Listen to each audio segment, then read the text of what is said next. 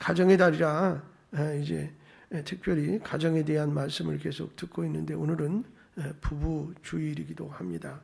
하나님이 세우신 가정, 이와 같은 제목으로 은혜 나누겠습니다. 몇 년 전이었는데요, 자식들 사이에서 나이 드신 부모님을 네가 모셔라, 우린 못 모신다, 너 안 모셨으니까 너도 모셔라, 이런 문제 때문에 싸우다가 부모를 길거리에 버려두었다는 기사가 사람들의 사이에 오르락내리락 한 적이 있어요. 그러니까 부모님을 모시고 전혀 알지 못하는 어떤 곳에다가 내려놓은 거예요. 그러니까 부모님은 생전 처음 왔던 곳이니까. 근데 결국 부모님은 뭐라고 말씀하셨느냐면 자신이 오래 산 죄인이기 때문이다. 경찰한테 내가 오래 산 죄인이라 그렇지 그러면서 이야기하셨다는데 좀 씁쓸합니다. 이러한 문제뿐만 아니라 가정에는 부부 사이, 그리고 부모와 자식 사이, 그리고 자식과 자식들 사이에도 똑같은 문제는 아닐지라도 모든 사람들에게 동일하게 있는 사건이 있기도 합니다. 단지 그것의 정도가 좀 차이가 있을 뿐이지 모두가 닥치는 일들이고 지나가야 할 과정이기도 하지요. 결국 이 모든 것은 가정에 뭔지 모르는 문제들이 생길 수밖에 없는 원인이 숨어 있기 때문입니다. 오늘의 본문 말씀에 가정을 세우시는 하나님을 보게 되는데 앞에서 그 원인에 대해서 언급한 것처럼 우리가 생각해야 할 바는 타락하기 전에 가정이 아니라 타락 이후에 하고 난 후에 가정이라는 것입니다. 그러니까 인간의 본성이 타락 이후에 그것을 타락 이전의 것만을 보고 결혼을 한다면 우리는 대체적으로 후회할 수밖에 없을 것입니다. 물론 타락 이전의 가정의 원형을 아는 것이 또 타락 이후에 가정을 회복시키는 위해서 도움이 되겠지만은 현실에 대한 인식이 없이는 소용이 없다 생각이 되어집니다. 그러므로 첫 번째, 먼저 타락하기 이전의 가정과 타락 이후의 가정을 좀 성경적인 원리에서 살펴보겠습니다. 기본적으로 죄가 인간 세상에 들어와서 가장 먼저 영향을 미친 것이 바로 인간에게 주는 인식인데요, 그 중에서도 자신의 남편과 아내에게 그 인식이 어그러졌음을 볼 수가 있어요. 자, 보세요. 타락 이전에는 분명히 자신과 아내를 동일시했던 인식이었는데요, 타락 이후에 어떤 모습으로 변하느냐 하면 책임을 전가하는 모습에서 자신이 아닌 타인으로 아내를 인식하고 있음을 볼 수가 있어요. 과거에는 둘이 한 몸이다, 그래서 내 잘못이 네 잘못, 네 잘못이 내 잘못 이랬는데 타락하고 난 다음에니까 이제 뭐냐면 아내를 타인으로 인식하면서 핑계거리의 대상이 됐어요. 한 몸이었던 사람이 이제 타인이 됐다 그 말이에요. 자신의 잘못에 대한 모든 핑계를 댈 수 있는 존재로, 그래서 이용 가치를 가지고 아내를 대하고 있습니다. 이것이 모든 가정의 싸움에, 그리고 어떻게 불화의 출발입니다. 여러분, 자신에게 대해서 이야기하기보다는 다른 사람에 대해서 이야기하고 결국은 그 모든 책임을 상대방에게 자꾸 돌리고 거기다 전가시키려는 마음이 있단 말이에요. 여러분, 그래서 부부가 싸움이 일어났어. 그러면 원인은 어떻게 내게 있다라고 자꾸 생각하면 더 이상 싸움이 안 되는데 내게 있다고 자꾸 손가락질을 하면서 지적질을 하니까 문제가 되는 거예요. 자신을 희생시키기보다는 남을 희생시키기가 훨씬 쉬워 보이거든요. 하지만 가정에는 그렇게 되면 어떻게 평화가 없고 사랑이 없습니다. 그리고 타락 이후에 또 하나의 문제점은 하나님의 계획을 따라 믿음, 다시 말하면 언약의 가정을 세우는 것을 목표로 삼기보다는 자신의 욕심에 따라 자신의 목적을 위해서 가정을 이루게 되었다라는 거예요. 그러다 보니 상대방의 인품이나 인격이나 이런 것은 그 다음으로 놓고 저놈이 돈 많아서 나 굶기지 않고 먹여 살릴래나, 나 여태까지 직장 생활을 하고 너무 힘들고 어려웠는데 그저 그냥 취직이나 해야지. 그러니까 상대방을 그런 눈으로 보기 시작을 하는 거예요. 그러다 보니까 서로가 그 모습이 깨지면 가정은 금방 깨지는 거예요. 돈 잘 벌 때도 있고 못 벌 때도 있는데 잘 벌 때는 괜찮아. 그것 때문에 목적이 돼서 결혼했는데 못 벌면 어떻게 버리고 가거나 그냥 깨지는 거죠. 여러분, 그 결과 오늘날 우리가 보는 가정의 모습처럼 행복보다는 오히려 비참함이 더 많이 드러나고 나타나는 것을 볼 수가 있습니다. 자, 모두가 행복하려고 결혼하는 거 아니에요? 행복을 바라고 가정을 꾸리지만 행복할 수 없는 이유가 이미 존재했기 때문에 온전히 행복할 수 없다는 겁니다. 하지만 이러한 가운데서도 하나님은 가정을 통해서 언약의 자손들을 일으켜 세우십니다. 아담의 자손을 통해서 또는 노아의 자손을 통해서 다윗의 자손을 통해서 말이죠. 자, 이스라엘에서 아들과 딸을 포함해서 자손이라는 말을 뭐를 쓰냐면 B-E-N이라는 벤이라는 말을 씁니다. 이것은 바나라는 동사에서 유래했는데 이 말은 세우다, 집을 짓다, 건설하다 그런 뜻이에요. 그러니까 다시 말하면 자손은 어떤 의미냐? 세우고 집을 짓고 건설하는 것이다 라는 의미입니다. 즉 작게는 한 가정을 세우고 빛내는 거고, 그 다음에 유지하고 세우는 사람이 아들이든 딸이든 상관없이 자손이라는 거예요. 더 넓게 보면 하나님 앞에 세워진 자, 즉 하나님의 존재를 통해서 자신의 존재를 정확히 보고 자기 존재에 대한 인식의 변화를 근거로 사물에 대한 다른 차원의 인식을 갖게 되고 그 관계를 통해서 얻어낸 언어를 가지고 자기 안에서 가치의 속성을 이끌어내고 또 결국 문화와 의식의 시간들을 흐르게 하고 그리고는 하나님의 역사와 집과 세계와 나라를 세우고 건설하는 짓는 사람들이라는 의미가 포함된 것이 자손 내지는 이제 여기 말하는 벤이라는 말입니다. 후손이라는 말도 엘레드라는 그런 말을 쓰는데 이것은 나타, 내려가다라는 말에서 왔습니다. 자, 이 말은 구약 성경과 신약 성경을 보면 남자가 낳는다라는 표현을 썼어요. 누가 누구를 낳고 누가 누구를 낳고 그러는데 아이는 여자가 낳는 거 하잖아요. 어머니가 낳는데 남자가 낳다, 남자 이름을 대고 나타났다 그렇게 말했어요. 여러분 이것은 무엇을 말하느냐면 이것은 후손이라는 것이 여자가 낳은 모든 자손이 후손이 아니라는 거예요. 성경의 흐름은 그 중에서도 아담이 가졌던 언약, 즉 아버지가 가진 언약을 계승하는 사람이 후손이다 그 말이에요. 그래서 보면 이제 아담의 자식 첫째 자식이 그걸 이어받았냐 다 그렇지 않잖아요. 그리고 중간에 보면 성경에 꼭 남자로만 연결되지 않아요. 왜 그러냐면 성경을 보면 여자도 있고 그리고 사회적으로 우리가 볼 때 굉장히 하층민이라고 생각되어지는 존재자도 그 안에 들어가 있어요.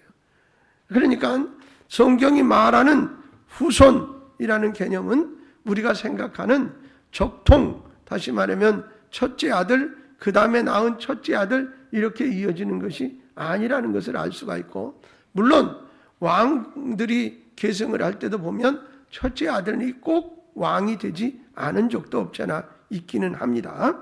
자, 하나님과 이런 것을 가지고 있어요. 그래서 현대의 가정도 기본적으로 이러한 언약을 계승하는 것에 초점을 맞추는 가정이어야 건강한 가정이 되고 바른 가정이 될 수 있다는 거예요.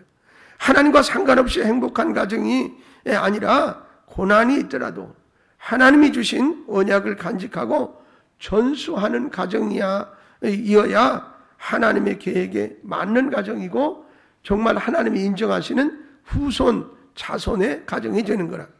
자, 좀 더 살펴보자면 신약에서는 더 이상 한 인간이나 종족에 따르지 아니하고 이러한 언약의 자손들이 하나님의 역사를 따라 자유롭게 일어나게 되었습니다. 바로 하나님께서 직접 언약의 자손을 낳고 있다라고 말씀드릴 수 있습니다. 성령을 통해서 더 이상 국경도 그리고 종족도 문화도 상관없이 하나님의 언약의 백성을 선택하시고 불러주십니다. 더 이상 육체적인 자손을 통해서 언약을 이어가는 것이 아니라 하나님의 영을 따라서 모든 믿는 자를 통해 언약을 이어가신단 말입니다. 모든 믿는 이에게 구원을 주시는 하나님, 단지 그 믿음만을 조건으로 삼으시는 하나님, 이 하나님을 찬양합니다. 할렐루야. 두 번째로 이제는 바닥을 깔고 아내의 역할을 한번 살펴보겠습니다. 성경은 아내를 통해 뭐라고 그랬냐면 돕는 배필이라고 말하고 있습니다. 돕는 배필이라는 말을 원어로 살펴보면 배필이라는 말은 없어요, 사실. 그러니까 우리가 돕는 배필이라고 우리 성경이 번역을 했지, 단지 도움이라는 말은 있어요. 그러니까 누구를 돕는지는 말하고 있지 않지만 문맥의 흐름을 보자면 남자에게 도움이 되는 존재가 여자입니다. 여러분, 성경에서는 이 도움의 원형을 뭐라고 표현하냐면 하나님이라 이렇게 표현했어요. 보세요. 시편 121편 1절 1절 말씀을 보면 내가 산을 향하여 눈을 들리라. 나의 도움이 어디서 올꼬? 나의 도움이 천지를 지으신 여호와에게서로다. 자, 유일한 도움은 하나님이신데 하나님께서 여자를 향하여 남자의 도움이다 라고 하신 것에는 남자의 사역과 일에 여성이 하나님처럼 분명한 역할을 맡은 자가 된다라는 의미가 포함되어 있다 이 말입니다. 그러니까 일반적으로 우리는 여성을 열등하게 보거나 때로는 연약한 것처럼 생각을 합니다만, 오늘 말씀을 통해서 본다면 여성은 하나님이 인간을 도와 자신의 사역을 이루어 가시듯이 남자의 사역을 완성시키는 힘과 능력을 지니고 그를 서브하라, 도와서 완전케 하라는 의미가 담겨 있다 그 말입니다.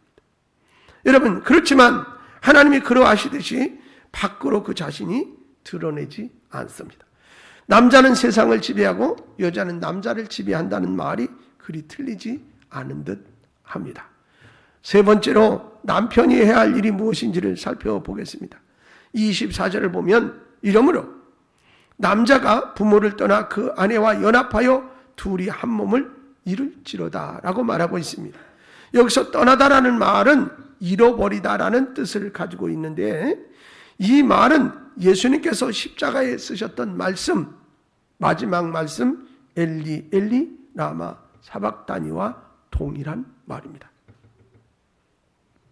자, 이렇게 본다면 이 남자가 부모를 떠난다는 말의 의미는 그들의 가르침과 모든 영향을 벗어나는 것, 즉 관계의 단절을 말씀하는 것이 아니구나라는 사실을 볼 수가 있어요.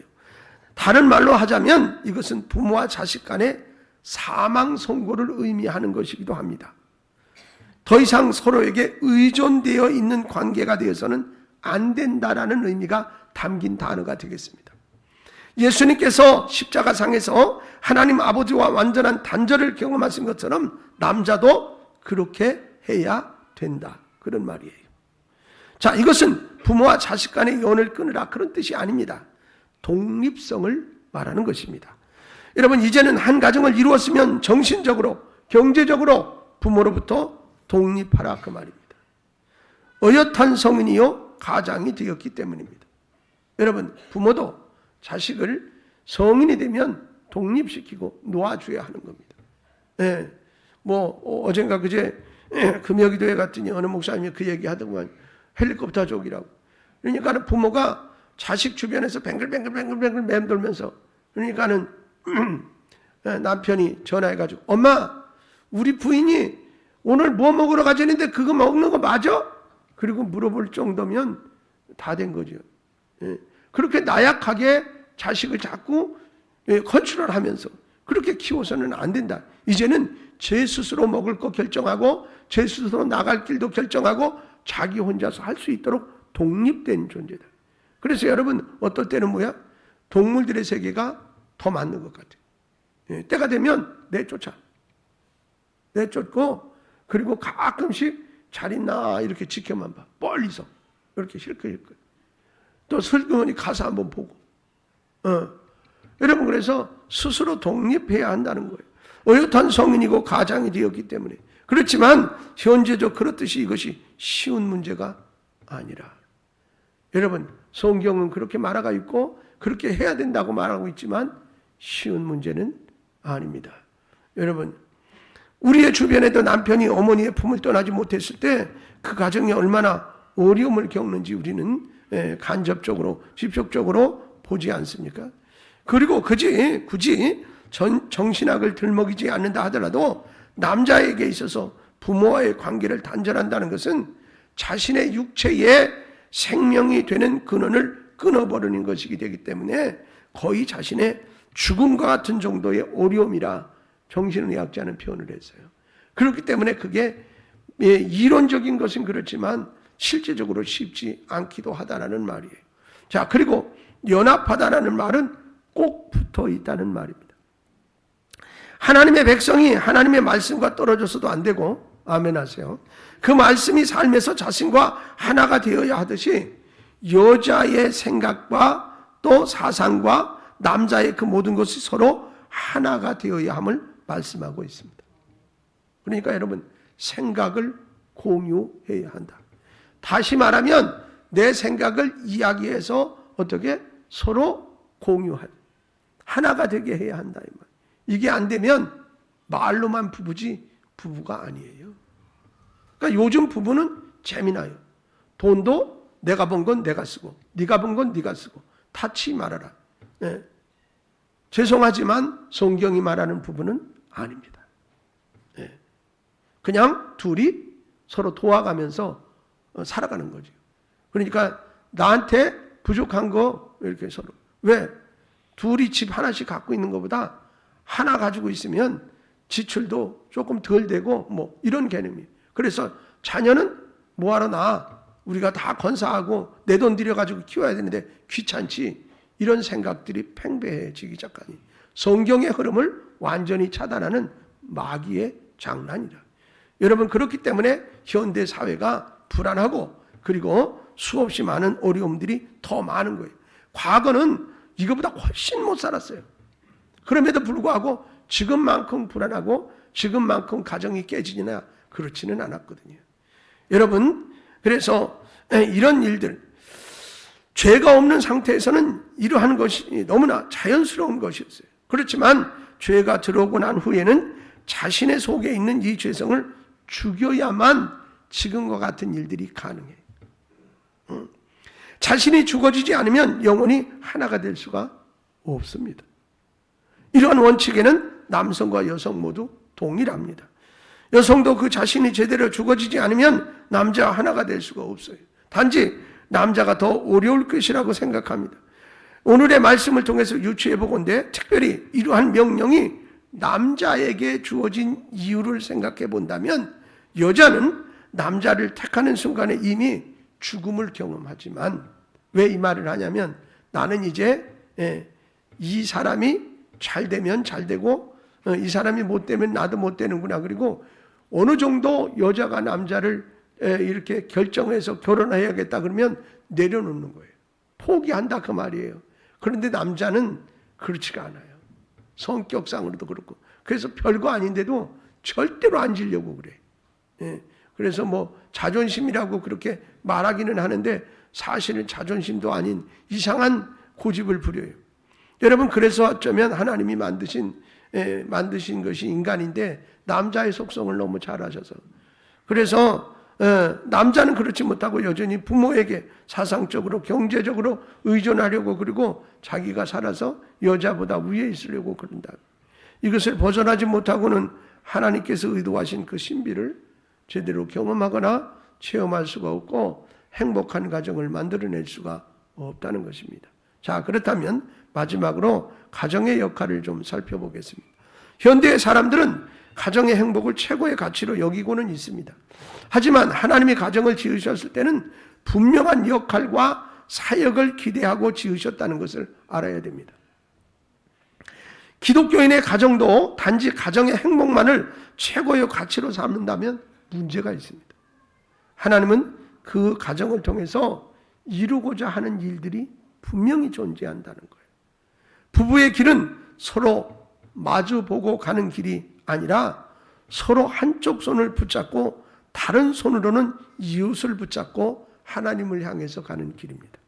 자, 혼자서 어려워서 둘이서 힘을 합해 다른 이웃을 끌고 가는 것이 가정이에요. 그런데 가정 그러면 어떻게? 자기 중심, 자기 개인 이러다 보니까 부부간에도 서로 이렇게 내외하고 생각도 다르고 타치하지 말으라 그러고 이렇게 살고 그러니 이웃을 돌아볼 겨를이 없잖아요. 예. 하나님은 절대 그러지 않으셨어요. 둘이 손을 잡고 이웃의 손을 붙들고 끌고 가라고 그랬다고. 여러분, 그래서 지금은 서로만 좋자, 우리만 좋자 이렇게 하면 그 가정은 쉽게 말하면 하나님 보시기에 좋은 가정이 아니다. 여러분, 하나님이 맺어주신 가정, 부부에게는 행복의 특권이 있어요. 그 반면에 주어진 사명도 있습니다. 네, 하나님 앞에서 그 역할과 맡겨진 바 사역을 분명히 해야지만 하나님이 기뻐하시는 가정이 된다 그 말입니다. 여러분, 만사 모든 것이 하나님의 손에 있어요. 생명도 부하게도 하시고 가난케도 하시고 넘어진 자를 일으켜 세우기도 하시고 넘어뜨리기도 하시는 분이 하나님이세요. 그러니 하나님이 가정이 세우신 가정의 원리를 알고 그 원리에 맞게 살아갈 때 하나님이 복 주시는 거예요. 그렇지 아니하면 지금은 자꾸 뭐예요? 세계적으로 뿐만 아니라 대한민국도 이제 이혼율이 높고 가정이 파탄나고 깨지는 확률이 높아지고 있음을 볼 수가 있어요. 이런 것들은 뭐예요? 하나님이 세우신 가정의 원리가 파괴되어지고 죄악의 속성에 의해서 사탄 마귀의 그 어떤 농간에 계속 춤을 추고 있기 때문에 그런 현상이 나타나는 것입니다. 여러분, 서로가 가정에서 아름답되 하나님 앞에서도 분명히 보시기에 아름다운 가정이 되시기를 주님의 복된 이름으로 축원합니다. 우리만 좋은 것이 아니라 하나님이 보실 때 좋은 가정을 만들어야 한다는 것이에요. 여러분, 그러므로 이 아름다운 가정의 역할을 온전히 감당하셔서 행복한 부부가 행복하면 자녀들도 행복합니다. 자녀들이 행복하면 어떻게? 그 가정 전체가 행복합니다. 그 가정이 모여서 교회가 됩니다. 교회가 행복한 교회가 됩니다. 사랑하는 여러분, 가정이 가장 작은 사회 질서의 기초 단위입니다. 여기가 튼튼해야 점점 더 그 넓은 세계로 튼튼해지고 심지어는 그 사회와 나라가 튼튼해지는 것입니다. 여러분의 역할이 이렇듯 귀하고 복되다는 사실을 기억하시고 하나님이 유전적으로 물려주신 성령의 충만한 은혜로 가정을 잘 이끌고 다스리셔서 행복한 가정, 하나님 앞에 아름답다 인정받는 복된 가정을 이루어가는 여러분 되시기를 주님의 이름으로 축복합니다. 찬송하겠습니다.